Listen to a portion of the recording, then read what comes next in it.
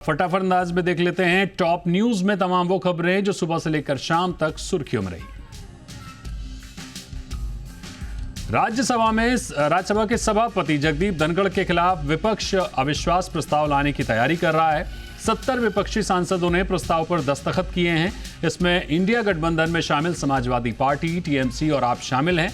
News agency PTI ने सूत्रों के हवाले से बताया कि अगस्त में भी राज्यसभा के सभापति जगदीप धनखड़ और विपक्षी नेताओं के बीच टकराव हुआ था।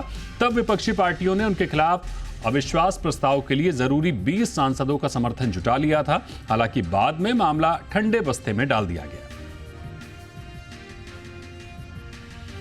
केंद्रीय मंत्री किरण रिजिजू ने आज संसद में दावा किया कि कांग्रेस नेता सोनिया गांधी और जॉर्ज सोरोस के बीच में कथित संबंध गंभीर चिंता का विषय है। किरण रिजिजू ने कहा कि ऐसे मामलों को राजनीतिक चश्मे से नहीं देखा जाना चाहिए। उन्होंने भारत विरोधी ताकतों के खिलाफ एकजुट मोर्चा बनाने का आग्रह किया। उन्होंने कहा कि ये एक महत्वपूर्ण मुद्दा है जिसे वो बिना राजनीति किए उठाना चाहते हैं। बीजेपी ने दावा किया कि forum of democratic leaders in Asia Pacific foundation की सह अध्यक्ष के रूप में सोनिया गांधी की पिछली भूमिका चिंता का विषय है। सरकार संसद के चालू सत्र या अगले सत्र के दौरान एक देश एक चुनाव विधेयक पेश कर सकती है। इस बिल को विस्तृत चर्चा के लिए संयुक्त संसदीय समिति के पास भेजा जा सकता है। एक देश एक चुनाव पर रामनाथ कोविंद समिति की रिपोर्ट को कैबिनेट से पहले ही मंजूरी मिल चुकी है। सरकार चाहती है कि इस बिल पर आम सहमति बने और सभी से विस्तृत चर्चा होनी चाहिए।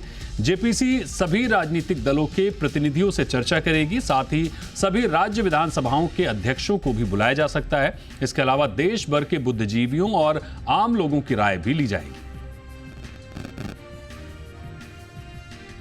बीजेपी विधायक राहुल नार्वेकर को 15वीं महाराष्ट्र विधानसभा का अध्यक्ष चुन लिया गया है। उन्हें निर्विरोध विधानसभा अध्यक्ष चुना गया क्योंकि विपक्ष ने अपना उम्मीदवार नहीं उतारा था।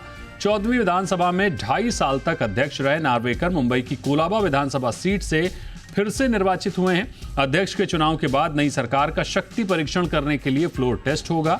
आपको बता दें कि महाराष्ट्र विधानसभा चुनाव में महायुति गठबंधन ने शानदार प्रदर्शन करते हुए 288 में से 230 सीटें जीती हैं, जबकि एमवीए को केवल 46 सीटें मिली हैं। उत्तर प्रदेश के संभल की शाही जामा मस्जिद के सर्वे मामले में कोर्ट कमिश्नर ने रिपोर्ट अदालत में पेश करने के लिए और समय की मांग की है। ये रिपोर्ट 29 नवंबर को अदालत में पेश की जानी थी, लेकिन तबीयत खराब होने का हवाला देते हुए उन्होंने समय सीमा बढ़ाने का अनुरोध किया। इस पर अदालत ने 10 दिन का समय दिया था, जो आज समाप्त हो गया है। आज कोर्ट कमिश्नर ने एक बार फिर अदालत से अतिरिक्त समय की मांग की थी, जिसे मंजूर कर लिया गया है। कोर्ट कमिश्नर ने बताया कि सर्वे रिपोर्ट फौरी तौर पर तैयार है, लेकिन खराब स्वास्थ्य के कारण इसे अंतिम रूप देने में विलंब हो रहा है।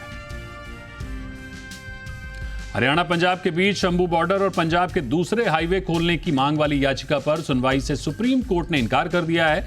जस्टिस सूर्यकांत की अध्यक्षता वाली बेंच ने कहा कि इस मामले पर पहले से एक याचिका लंबित है, नई याचिका पर अलग से सुनवाई नहीं होगी। याचिका में मांग की गई थी कि सुप्रीम कोर्ट केंद्र और राज्य सरकारों को सभी रोड खुलवाने को कहे, लेकिन कोर्ट ने कहा कि याचिका प्रचार के लिए दाखिल लगती है। ऐसा नहीं है कि सिर्फ यही याचिकाकर्ता ही जनहित को लेकर चिंतित हैं। व्यापक जनहित को देखते हुए कोर्ट ने पहले ही निर्देश जारी किया है। सुप्रीम कोर्ट ने मणिपुर सरकार से राज्य में मई 2023 से जारी जातीय हिंसा के दौरान आंशिक रूप से जलाई गई और अतिक्रमण की गई संपत्तियों की जानकारी मांगी है। कोर्ट ने राज्य सरकार से उपद्रवियों के खिलाफ की गई कार्रवाई का विवरण भी देने को कहा है। सीजेआई संजीव खन्ना और जस्टिस संजय कुमार की बेंच ने याचिका पर 20 जनवरी से शुरू होने वाले हफ्ते में सुनवाई तय की है। इससे पहले मणिपुर ट्राइबल फोरम ने कोर्ट में एक याचिका दायर की थी। इस याचिका में दावा किया गया था कि मणिपुर से लगभग 18,000 लोग आंतरिक रूप से विस्थापित हुए हैं।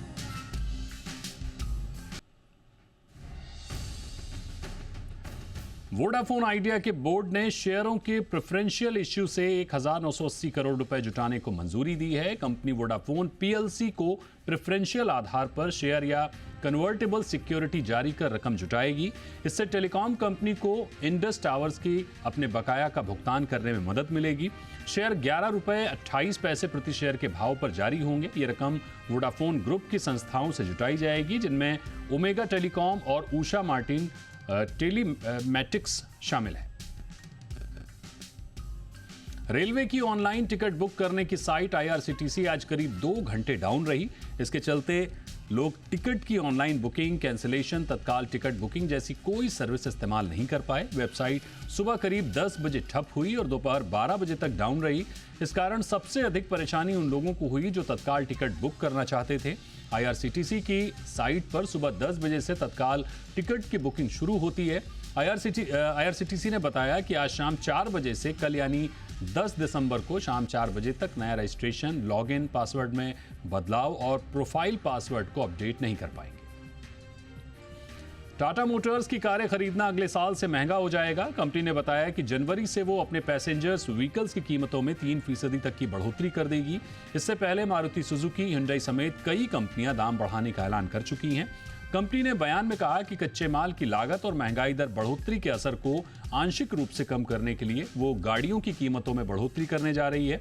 बयान के मुताबिक जनवरी से प्रभावी होने वाली ये बढ़ोतरी मॉडल और उनके वेरिएंट्स के आधार पर अलग अलग होगी। टाटा मोटर्स के पैसेंजर व्हीकल्स फ्लीट में टियागो, टिगोर, पंच, नेक्सॉन, कर्व, हैरियर, सफारी जैसी पॉपुलर गाड़ियां हैं। एयर इंडिया ने फ्रांस की कंपनी एयरबस को 100 नए विमान खरीदने का ऑर्डर दिया है। इन विमानों में 10 वाइड बॉडी A350 और 90 नैरो बॉडी A320 फैमिली विमान शामिल हैं। 100 नए विमानों का ये ऑर्डर 470 विमानों के उस ऑर्डर से अलग है जो एयर इंडिया ने पिछले साल एयरबस और बोइंग को मिलाकर दिए थे। नए ऑर्डर के बाद एयर इंडिया की ओर से एयरबस को ऑर्डर किए गए विमानों की कुल संख्या 350 हो गई है। पिछले साल कंपनी ने एयरबस को 250 विमानों के ऑर्डर दिए थे। कंपटीशन कमीशन ऑफ इंडिया यानी CCI ने सुप्रीम कोर्ट से ई-कॉमर्स प्लेटफॉर्म अमेजन और फ्लिपकार्ट की जांच के लिए कानूनी चुनौतियों पर सुनवाई करने की मांग की है। CCI ने कहा कि सैमसंग, वीवो और अन्य कंपनियां हाईकोर्ट की जांच को रोकने के उद्देश्य से अलग अलग कोर्ट में चुनौतियां पेश कर रही हैं। CCI ने 3 दिसंबर को कोर्ट में फाइलिंग दायर की थी जिसे पब्लिक नहीं किया गया था। CCI ने कोर्ट से सैमसंग, वीवो, अमेजन और फ्लिपकार्ट के खिलाफ वेंडर्स की 23 शिकायतों पर सुनवाई करने का अनुरोध किया ताकि मामले पर जल्द से जल्द फैसला हो।